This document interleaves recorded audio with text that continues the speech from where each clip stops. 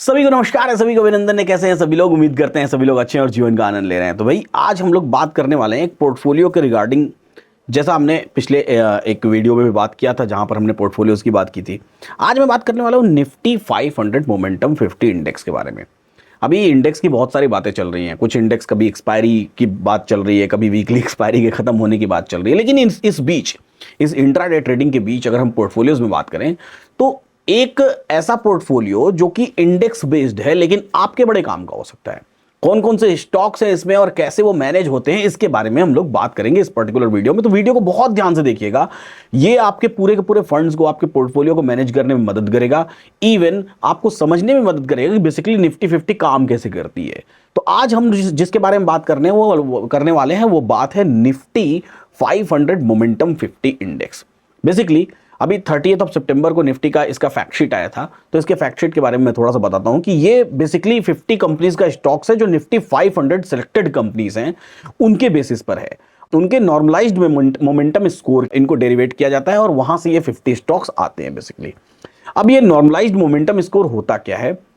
ये बेसिकली हर एक कंपनी का 6 महीने से लेकर के 12 महीने के बीच का डेटा, 6 महीने का डेटा लिया जाता है और फिर 12 महीने का डेटा लिया जाता है और उससे नॉर्मलाइज्ड स्कोर कैलकुलेट किया जाता है और वहां से 50 स्टॉक्स, जो टॉप के 50 स्टॉक्स होते हैं, उन 50 स्टॉक्स को इस निफ्टी मोमेंटम 550 फंड में डाला जाता है। अब बेसिकली ऐसे फंड्स नेशनल स्टॉक एक्सचेंज बनाता क्यों है? ऐसे multiple funds national stock exchange बनाता है। ये बनाता है national stock exchange benchmark set करने के लिए कि सपोज करिए कि आपके पास कोई पोर्टफोलियो है और उस पोर्टफोलियो में इस फंड से रिलेटेड स्टॉक्स हैं और आपका पोर्टफोलियो कोई पर्टिकुलर रिटर्न दे रहा है, तो क्या इस पोर्टफोलियो इस मोमेंटम, इस इंडेक्स फंड का जो रिटर्न है, उस रिटर्न को आप बीट कर पा रहे हैं या नहीं कर पा रहे हैं? और अगर आपको कुछ नहीं समझ में आता है तो इस इंडेक्स फंड में रिलेटेड जो भी स्टॉक्स हैं उनके वेटेज के अकॉर्डिंग आप उसको डायरेक्टली इन्वेस्ट कर सकते हैं। तो कौन से स्टॉक्स हैं वो उसके बारे में समझते हैं। अब समझते हैं कि बेसिकली नॉर्मलाइज्ड मोमेंटम स्कोर जिसके थ्रू ये निफ्टी 500 मोमेंटम 50 इंडेक्स बनाया जाता है उसको कैसे कैलकुलेट करते हैं। बेसिकली इसमें 6 महीने का और 12 महीने का प्राइस रिटर्न ईच स्टॉक का कैलकुलेट किया जाता है। उसके बाद इस प्राइस रिटर्न को एडजस्ट कर दिया जाता है वोलेटिलिटी के साथ। फिर नॉर्मलाइज करने के लिए नॉर्मलाइज एडजस्टेड रिटर्न निकालते हैं जिसमें मोमेंटम स्कोर निकालते हैं और जेड स्कोर नॉर्मलाइजेशन का मेथड यूज करते हैं।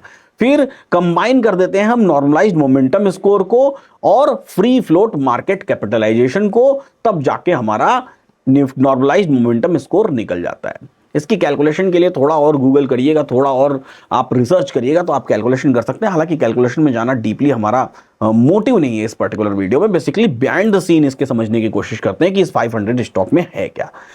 इसकी मेथोडोलॉजी जो है वो मेथोडोलॉजी है टिल्ट वेटेज की। टिल्ट वेटेज का मतलब समझाता हूं मैं आपको। जो भी 50 स्टॉक्स इसमें हैं उसका वेटेज टिल्ट होने का मतलब है कि वो 50 स्टॉक फिक्स्ड नहीं है, वो 50 स्टॉक बदलते रहेंगे। कब बदलेंगे? वो 50 स्टॉक सेमी एनुअली बदलेंगे। सेमी एनुअली का मतलब क्या होता है? सेमी एनुअल का मतलब होता है कि हर 6 महीने में वापस से उनकी वेटेज कैलकुलेट की जाएगी और जो स्टॉक इन होगा उसको इन कर दिया जाएगा और जो स्टॉक आउट होगा उसको आउट कर दिया जाएगा। वैसे तो या तो आप इस फंड में डायरेक्टली इन्वेस्ट कर सकते हैं या फिर अगर आपको इन्वेस्ट करना है तो इस फंड से रिलेटेड किसी न्यू फंड ऑफर में भी इन्वेस्ट कर सकते हैं। और न्यू फंड को ऑफर की बात करूं तो एक एचडीएफसी की मुझे बात पता है कि HDFC life top 500 momentum 50 fund, और ये एक फ्लेक्सी कैप इंडेक्स फंड है। ठीक है, एचडीएफसी लाइफ ऑलरेडी इंडिया की लीडिंग इंश्योरेंस कंपनी है, लीडिंग इंश्योरेंस प्रोवाइडर कंपनी है। टॉप 500 मोमेंटम 50 फंड लेकर के आई हुई है। ये फंड की एनएवी 10 रुपए से स्टार्ट होगी। ठीक है, अब ये फंड इनेबल करेगा पॉलिसी होल्डर्स को उनके लॉन्ग टर्म इन्वेस्टमेंट जो उन्होंने कर रखा है या लॉन्ग टर्म इन्वेस्टमेंट करना चाहते हैं उनके गोल्स को अचीव करने में। ये कंपनी इन्वेस्ट करेगी इसी निफ्टी 500 मोमेंटम 50 इंडेक्स में, इंडेक्स के स्टॉक्स में। HDFC life insurance company promote करती है कौन? एचडीएफसी बैंक प्रमोट करती है। ऑब्वियसली आप एचडीएफसी बैंक का नाम जानते ही होंगे, वो तो बहुत बड़ी कंपनी है। एचडीएफसी लाइफ जो टोटल एयूएम मैनेज करती है वो लगभग 3.1 लाख करोड़ रुपीस है, जो कि बहुत बड़ा है। और ये डेटा जो मैं बता रहा हूँ 30 जून 2024 तक का डेटा बता रहा हूँ। एचडीएफसी लाइफ की सॉल्वेंसी रेशियो 186% है, जो एक बेस सॉल्वेंसी रेशियो है 150%, उससे कहीं ज्यादा है। एचडीएफसी लाइफ ने पिछले जो फंड्स निकाले हैं उनमें भी उसने जबरदस्त रिटर्न दिए, उनको भी आपको जानना चाहिए। एचडीएफसी लाइफ का डिस्कवरी फंड आया था, उसमें उन्होंने 31.5% का सीएजीआर रिटर्न दिया है पिछले 5 सालों में। एचडीएफसी लाइफ का एक फ्लेक्सी फंड भी लॉन्च हुआ था दिसंबर 2023 में। एक इंडेक्स फंड जो होता है वो पोर्टफोलियो में फाइनेंशियल फाइनेंशियल मार्केट में पोर्टफोलियो में आपके इसलिए होना चाहिए हमेशा, ताकि आप बेंचमार्क को बीट करते हुए आगे बढ़ते रहें, यानी कि आपका पोर्टफोलियो आगे बढ़ता रहे। ये इंडेक्स फंड जो निफ्टी 500 मोमेंटम 50 फंड है, इसने अगर आपने 10 साल पहले इस पर्टिकुलर फंड में इन्वेस्ट किया होता तो अब तक ये आपको लगभग 24.4% का रिटर्न दे चुका होता, और अगर आपने 5 साल पहले इन्वेस्ट किया होता तो अब तक आपको ये 35.3% का रिटर्न ऑलरेडी दे चुका होता। और एचडीएफसी लाइफ इसी फंड को रिप्लिकेट करेगी, इसी 50 स्टॉक्स को रिप्लिकेट करेगी। एक बात मैं आपको और बता दूं कि अगर आपने आज से ठीक 10 साल पहले एचडीएफसी लाइफ के इस निफ्टी 500 मोमेंटम 50 फंड में इन्वेस्ट किया होता तो आज आपको लगभग 8.9 टाइम्स का रिटर्न मिल रहा होता पिछले 10 सालों में। आप इस पर्टिकुलर फंड में इन्वेस्ट करेंगे तो आपको टैक्स बेनिफिट भी मिलेगा। टैक्स बेनिफिट क्या होगा, वो 80C के अंतर्गत आपको मिलेगा, जहां पर आपको प्रीमियम्स के 2.5 अप टू जितने भी साल में प्रीमियम पे करेंगे उसमें अप टू 2.5 लाख रुपीस तक का बेनिफिट मिलेगा। आप इस पर्टिकुलर फंड में इन्वेस्ट करेंगे तो मिनिमम आप 2000 रुपए से इन्वेस्ट कर सकते हैं, मिनिमम कम से कम 2000 रुपए से आप इन्वेस्ट कर सकते हैं, और अधिकतम अमाउंट कुछ भी हो सकता है। एनआरआई जो कस्टमर्स हैं, भाई देखिए इंडिया की ग्रोथ स्टोरी में अगर आपको शामिल होना है तो आपको इंडियन एनएफओज में इन्वेस्ट करना चाहिए। दूसरी चीज़ की इतनी स्पीड में इंडियन कंपनीज ग्रो कर रही हैं, अगर आप किसी भी डेवलप्ड कंट्री में हैं तो उस डेवलप्ड कंट्री में वो कंपनीज उतनी स्पीड में ग्रो नहीं कर रही हैं। आपका पैसा यहाँ ज़्यादा मल्टीपल टाइम्स में ग्रो कर रहा है, तो आप एज ए एनआरआई भी सोच सकते हैं।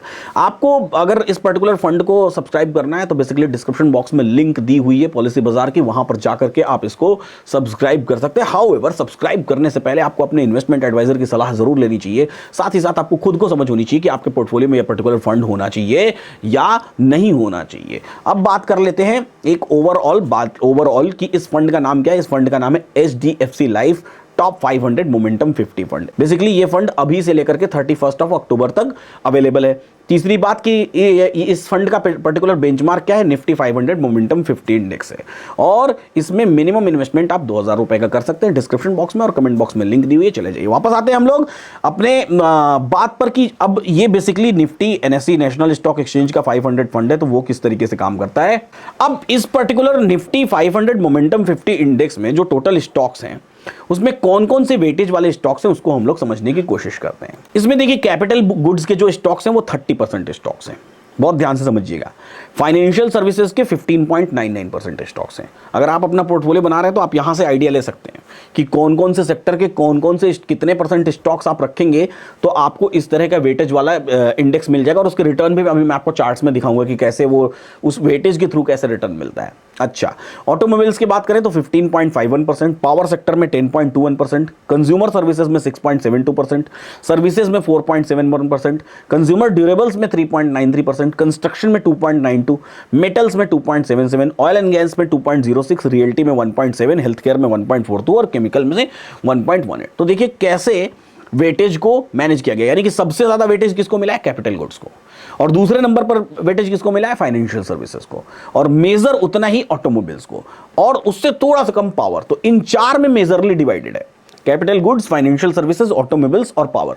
तो कंप्लीटली डाइवर्सिफाइड है, एकदम डाइवर्सिफाइड है, सब अलग अलग सेक्टर्स हैं, अलग अलग रिलेटेड सेक्टर्स हैं, और इवन देन ये डाइवर्सिफिकेशन आपको इस पर्टिकुलर इंडेक्स को चलाता है। अच्छा, अभी मैं इसके आपको स्टॉक्स भी दिखाता हूं। ये तो हो गया इसका चार्ट। अगर 2005 से इस ऐसा कोई फंड होता तो 2005 से इस तरीके का इसका चार्ट चल रहा होता और अभी उसकी प्राइस 60,000 से ज्यादा चल रही होती। ठीक है, 2006, 7, 8, 9, 10 आप इसको देखेंगे 2020 तक तो एक नॉर्मल ग्रोथ रही है, लेकिन 20 के बाद से ताबड़तोड़ जबरदस्त ग्रोथ आई। अब मैं बात करता हूं स्टॉक्स की, कौन कौन से स्टॉक्स इस पर्टिकुलर फंड में निफ्टी 550 मोमेंटम फंड में शामिल है। तो इन स्टॉक्स की लिस्ट मैंने निकाल रखी है, आप मेरे स्क्रीन पर देख सकते हैं।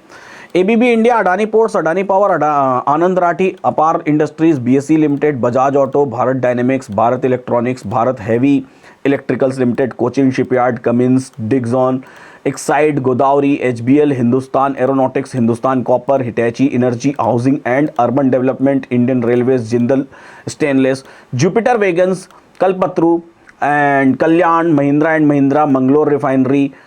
इसके बाद Mazagon dock ship builders, Motilal Oswal, NBCC, NHPC, national aluminium, oil India, power finance, Prestige, Punjab national bank, REC limited, rail Vikas Nigam limited, SJVN limited, Samvardhana Motherson and Siemens limited, Sobha limited, solar industries, Suzlon, Tata power, Thermax, Titagarh, Torrent, Trent और जाइडस। ये 50 stocks हैं, note करके सारे रख लीजिए। सबके sectors भी यहाँ दिए हुए हैं आपकी स्क्रीन पर, इन सबको नोट करके रख लीजिए। ये सारे स्टॉक्स अभी के समय में फिलहाल ये 50 स्टॉक्स हैं जो निफ्टी 500 मोमेंटम 50 फंड में अवेलेबल है। ये हर 6 महीने पर इसमें से कुछ एक स्टॉक्स बाहर हो जाएंगे और कुछ एक स्टॉक्स अपने वेटेज के अकॉर्डिंग अंदर हो जाएंगे। तो अगर आप डायरेक्टली इन्वेस्ट करना चाहते हैं तो आप डायरेक्टली इन्वेस्ट करेंगे तो इन सारे स्टॉक्स में आपको वेटेज के अकॉर्डिंग इन्वेस्ट करना पड़ेगा। अब जैसे पावर सेक्टर है तो इसमें से सारे पावर सेक्टर के स्टॉक्स आपको ढूंढने पड़ेंगे और पावर सेक्टर को जो वेटेज दी गई है उस वेटेज के अकॉर्डिंग पावर सेक्टर को, अगर कितनी वेटेज दी गई है पावर सेक्टर को 10% की वेटेज दी गई है। अब मान लीजिए पावर सेक्टर में 4 स्टॉक है तो इस टोटल जो आपका 100% पोर्टफोलियो होगा उस 100% पोर्टफोलियो में से वो 4 स्टॉक्स 10% वेटेज को कवर करेंगे। तो इस अकॉर्डिंग सारे सेक्टर्स के वेटेज के अकॉर्डिंग आप रीइवैल्यूएट करेंगे और खुद इन्वेस्ट करेंगे। अब खुद इन्वेस्ट करने जाएंगे इन 50 स्टॉक्स में तो 2000 रुपए में तो आप इन्वेस्ट कर नहीं पाएंगे। तो अगर आपके पास सिर्फ 2,000 रुपए महीने का इन्वेस्ट करने के लिए तो कैसे आप इन्वेस्ट करेंगे? ऑब्वियसली उसके लिए आपको फिर इन्वेस्ट करना पड़ेगा किसी न्यू फंड ऑफर में, और वो न्यू फंड ऑफर है अभी फिलहाल HDFC लाइफ का new fund offer. Description box में ऑलरेडी उसकी लिंक दी गई है तो वहां पर जा करके आप क्लिक करके उस न्यू फंड ऑफर को भी चेक कर सकते हैं। कैसा लगा आपको ये वीडियो जान करके, इतना बिहाइंड द सीन कि कैसे कोई इंडेक्स चलता है और कैसे उसकी डाइवर्सिफिकेशन होती है, मुझे बताना बिल्कुल मत भूलेंगे। आप इस वीडियो को लाइक कर लीजिएगा, इन्वेस्टिंग डैडी चैनल को सब्सक्राइब कर लीजिए, बेल आइकन प्रेस कर लीजिए, क्योंकि पोर्टफोलियो से रिलेटेड बाकी की बातें सुननी है तो आपको इसी प्लेलिस्ट में आगे मिल जाएगी। फिलहाल आज के लिए इतना ही। ऐसे ही सीखते रहिए, मुस्कुराते रहिए और जीवन का आनंद लेते रहिए।